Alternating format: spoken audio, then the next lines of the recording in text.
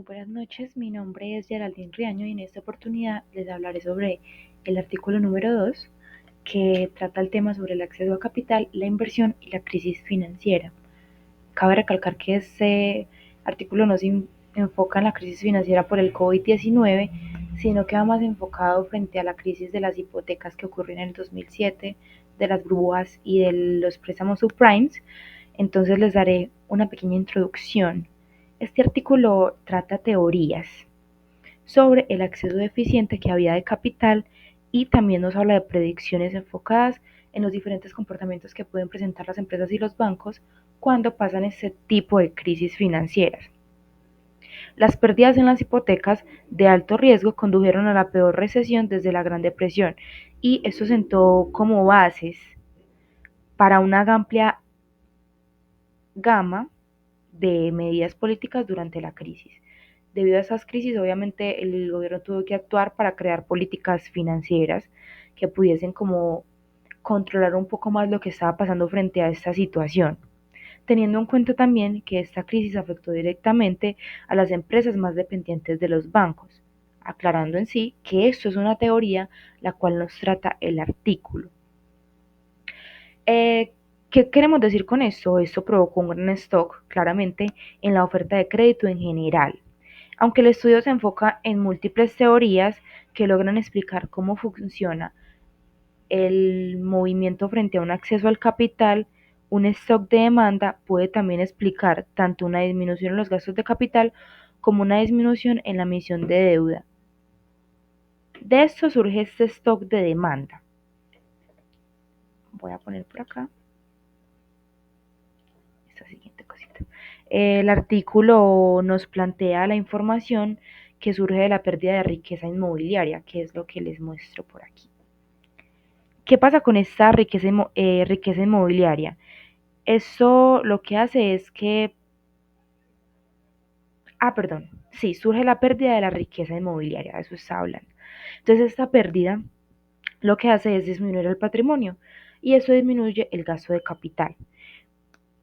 ¿Cómo podemos traducir esto? Básicamente, si yo no tengo cómo cumplir con las garantías estrictas que tiene un banco para yo poder acceder a un préstamo, básicamente no puedo tener capacidad de endeudamiento porque no cumplo con esos requisitos para poder acceder a él. Ese tipo de efectos repercuten de una manera más fuerte en las empresas más apalancadas, las empresas más dependientes de los bancos.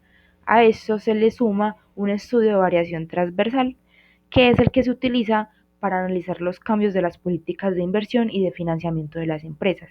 También nos enfocamos en el momento de la crisis para determinar si estos cambios afectan y son consistentes con respecto al stock de los préstamos bancarios o también la oferta de crédito, a diferencia de un stock de demanda.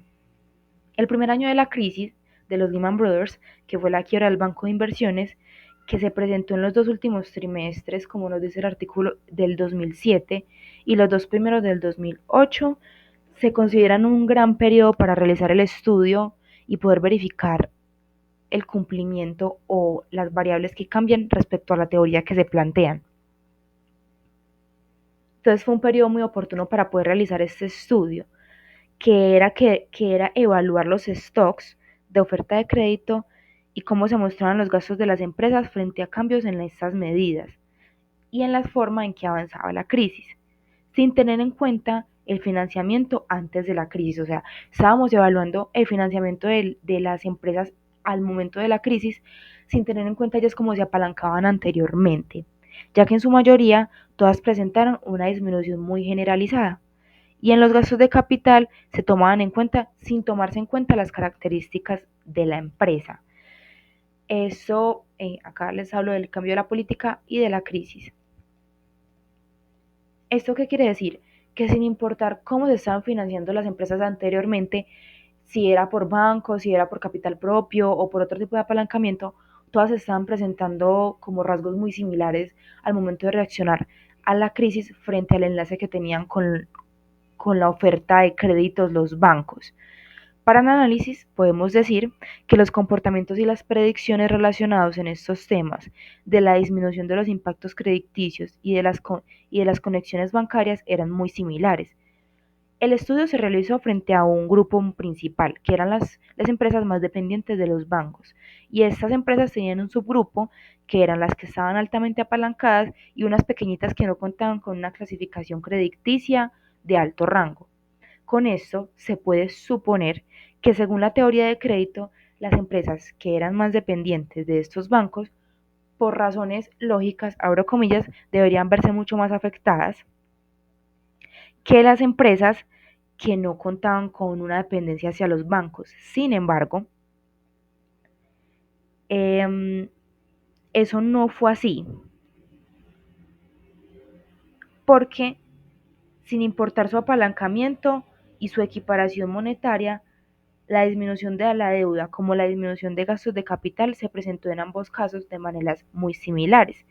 Si se disminuyó el consumo que se podía esperar ya debido a un cambio significativo en la capacidad de inversión, pero seguimos viendo resultados muy similares, pues la capacidad de inversión se podría suponer que las empresas que contaban con una mayor deuda hacia los bancos no podían tener dinero para invertir porque tenían que pagar, y que las empresas que podían contar con un capital más propio sí podían como poder generar un poco más de inversión.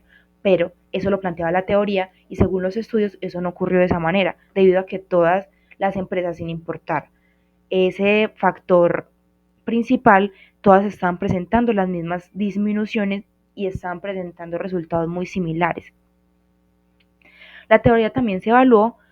Esa fue la evaluación que se le hizo a la teoría a comienzos de la crisis y también se evaluó al final. Y aunque la economía estaba mejorando, porque sabemos que al final de una crisis las economías empiezan otra vez a resurgir y a mejorar, los gastos de capital estaban en picada en todas las diferentes empresas. Al final, con este resultado, vemos que el stock de los préstamos bancarios sí pudo tener un impacto frente a la crisis. Acá les hablaba sobre el análisis de los comportamientos y las predicciones y como conclusión podemos decir que las diferentes políticas financieras y de inversión de las empresas durante este tipo de crisis y las diferentes teorías sobre el acceso a capital son consistentes con las predicciones de la teoría y esto como es de suma importancia en la oferta de los créditos bancarios. Básicamente, si una empresa se apalancaba y otra no, la disminución de los créditos bancarios sí se presentó de una manera muchísimo más elevada y la disminución de inversión y de este gasto capital también se presentó sin importar de qué empresa fuera. Todas las empresas se veían afectadas de maneras muy similares. ¿A qué vamos con esto?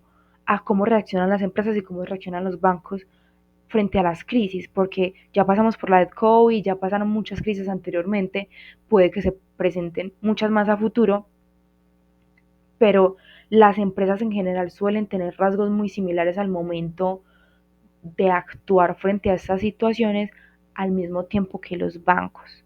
Así que muchísimas gracias por su atención. Hasta luego.